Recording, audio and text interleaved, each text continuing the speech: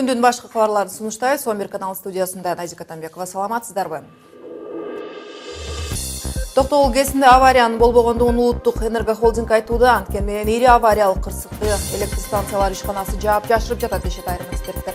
Ал эми жаңы жыл алдындагы ири кырсык Мексикада катталып, Сан-Паблито базарындагы фейерверк жармакесиндеги жарылуудан 29 киши курман болгону айтылууда. Бул маалда Ирандын мартабалуу коногун тосуп алууга камылгалар башталды. Роухани менен Кыргыз президенти Кыргызстан-Иран кызматташтыгын талкуулашат. 25 жылдык тарыхта кандай жетишкендиктерге жеттик, дагы кандай алака кызматташууну кеңейтсе болот. Баам салабыз, ушуга кетишиңиз менен.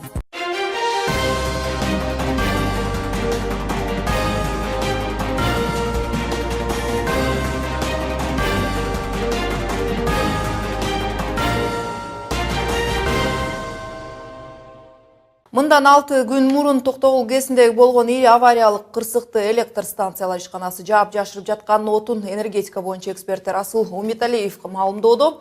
Анын айтымында КЭСтин номер 2 гидроагрегатынын 2 трансформаторунун кабели жабыркаган, анын айынан 2 гидротурбина токтолуп, 6 суткадан бери саатына 43 миллион 200 миң киловатт көлөмдөгү электр энергиясы өндүрүлбөй жатат. 15 октябрь 2016 жылы Токтогул КЭСинде ири авария болду. Ошо экинчи гидроагрегаттын экинчи трансформатору ошо жерден иштен чыккан. Ошонун негизинде ошо 15 октябрдан декабрдан бүгүнкү чейин ошо гидроагрегат 300 мегаватт кубаттуулук бүгүн токтоп турат. Не дегенде ал экинчи гидроагрегат күнүнө 7 миллион 200 миң киловатт саат электр энергия өндүрүп чыгыш керек. 6 күндөн бери иштеп 43 миллион 200 миң киловатт саат электр энергия өндүрүлгөн жок. Энергия холдинг АО станциянын жетекчилери бүгүнкү күндө ошон так маалымат бербей, ошон жашыруун кылып, ошо элге так маалымат бербей атат.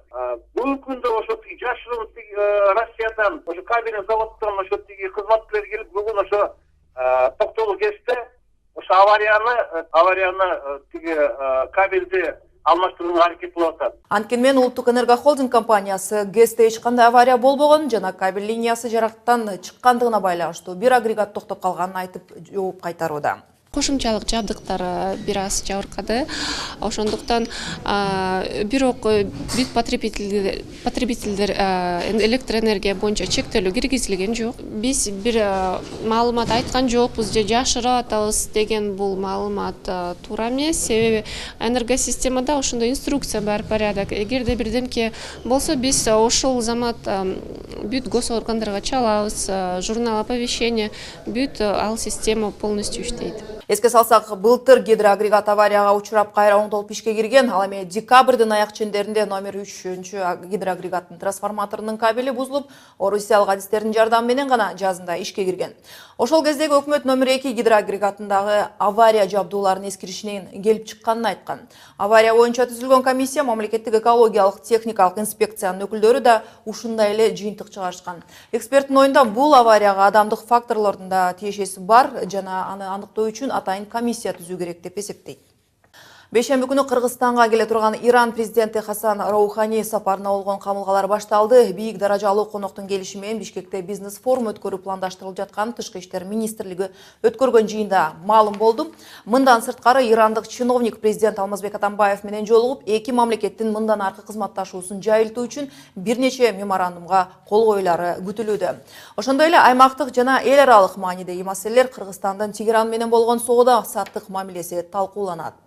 Бул сүйлөшүүнүн негизинде эки мамлекеттин ортосундагы негиздүү соода экономикалык жана инвестициялык байланышты өнүктүрүү жөнүндө сүйлөшүүлөр жүргүзөт.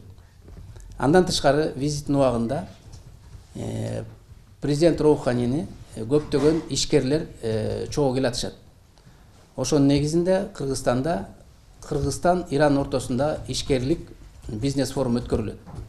Белгилей кетсек, Иран президенти буга чейин Кыргызстанга келип 3 жыл мурун Шанхай кызматташтык уюмунун саммитине катышкан. Бул рейд 2 күндүк иш сапарынын алкагында Роухани өлкөнүн министрлери менен депутаттар да коштоп жүрөт. Иран президентinin сапарына байланыштуу кебизди улантабыз. Кыргызстан-Иран кызматташтыгы 1992 жылдан башталат. Дээрлик 25 жылга таяган бул убакыт аралыгында эки өлкө кандай жетишкендиктерге жетти, дагы кандай алака кызматташууну кеңейтсе болот, ушул суроолор тегерегинде азыр каналдын редактору Элянура Сагындык кызы сарасеп салып берет. Элеонора, былтыр 2015 жылы президент Алмазбек Атамбаев Иранга расмий сапар менен барып, бул эки өлкө ортосундагы урунтуу учур катары белгиленген. Ал сапар жыйынтыгында кандай жетишкендиктер болгонун эске салып кетсеңиз. Ооба, былтыр Алмазбек Атамбаев ушул Иранга расмий сапар менен барган. Анда серепчилер болсо ушул кыргыз президенттери ичинен соңку 12 жыл ичинде Иранга барган бул биринчи сапар болду деп баалаган болчу. Жана ал сапардын жыйынтыгы жемиштүү болгондугу айтылган болчу. Негизинен Атамбаевдин ошол жолку сапарынын жыйынтыгында, расмий сапардын жыйынтыгында баш аягы 9 документке кол коюлган. Ал документтер боюнча тактап кете турган болсом, бул биринчиси эле эки өлкөнүн тышкы иштер министрликтери тарабынан чогуу чаран консультацияларды өткөрүү боюнча протоколго кол коюлган. Мындан тышкары эки өлкө ушул өздөрүнүн жарандары боюнча баягы сотко кесилген жарандар болсо, аларды өз ара айырбаштап, алмашып алуу боюнча макулдашкан болчу. Мындан тышкары эң негизги жана маанилүү нерсе, ошол Атамбаев 2015 жылы Иранга барганда Кыргызстан-Иран ортосунда гидроэнергетикалык кызматташуу боюнча меморандумга кол коюлган. Жана албетте транспорт, байланыш, соода жана маданий жаатта кызматташ боюнча бир канча келишимдерге кол коюлган болчу. Негизинен айта кете турган болсом, ушул Кыргызстан-Иран дипломатиялык маселеси биз жана башта белгилеп өткөндөй 92 жылдан башталат. Кыргызстанда Иран өзүнүн элчилигин 93 жылы ачкан. Ал эми Кыргызстан 1 жыл өткөндөн кийин 94 жылы барып Тегеранда өзүнүн элчилигин ачкан. Бул жерде белгилей кетүүчү нерсе, ушул 2000-2010 жылдары Кыргызстан менен Ирандын ортосундагы баягы кызматташтык бир аз солгон жүргөн. Буга себеп ушул бул жылдар аралыгына чейин Кыргызстанда АКШнын аскерий базасы болгондугу себеп. Өзүңүздөр билесиздер, Иран өзөктүк программасы жаатында АКШ менен тирешип, көп жылдар бою ушул дүйнөдөгү ири держава деп эсептелген Америка менен тирешип келген.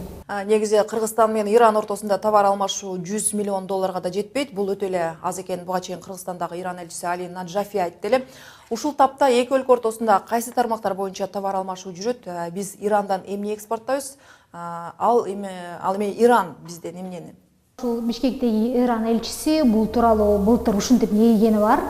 Айтымында ушул бизде эки өлкө ортосунда соода сатыкты мындан да өнүктүрүүгө потенциалыбыз баягы дымагыбыз күч жетет, бирок биз ошону толук кандуу колдоно албай жатабыз деп айткан. 2010 жылдан баштап ушу былтыр 10 февралга чейин 5 жыл бою ушул эки өлкө ортосунда соода сатык маселеси, ушул соода артыкчылыктарын кызматташтыгын кеңейтүү меморандумунун негизинде жүргөн, бирок ал былтыр башта белгилегендей февраль айында соңуна чыккан болчу. Бирок элчи сөз турда ошо соода жаатында кызматташтыкты мындан да өнүктүрүү боюнча бул меморандумда узартылат деп айткан болчу. Бирок ошентсе дагы Иран элчиси биз ошо 92 жылдан бери дээрлик 25 жылдан бери дипломатиялык катнаш түзгөнүбүзгө карабай дагы деле бирибизди жакшы тааныбайбыз. Жана бул ушул мындан дагы экономикалык кызматташтыкты жакшыртуу өнүктүрүү боюнча ошол тоскоол болуп жаткан негизги нерселерден деп айткан. Ал эми импорт, экспорт маселеси боюнча негизинен Кыргызстан Ирандан курулуш материалдарын, химиялык өнөр жай продукцияларын, ошондой эле баягы пластикалык идиш аяктарды, тамак аштан фисташка, жаңгак, сары май, ушул нерселерди экспорттоп келет. Ал эми Пакистандан болсо ошо Кыргызстанга келип баягы импорттоп кеткен нерселер бул негизинен тамак аш болот. Жана ушул тамак аш ичинен негизинен эт продукцияларына ушул Иран инвесторлору көбүрөөк кызыгуу артышат. Буга чейин ушул Иран элчилиги башта айткандай соода экономикалык катнашты да кантип жакшыртса болот маалымат жыйынында айткандары бар.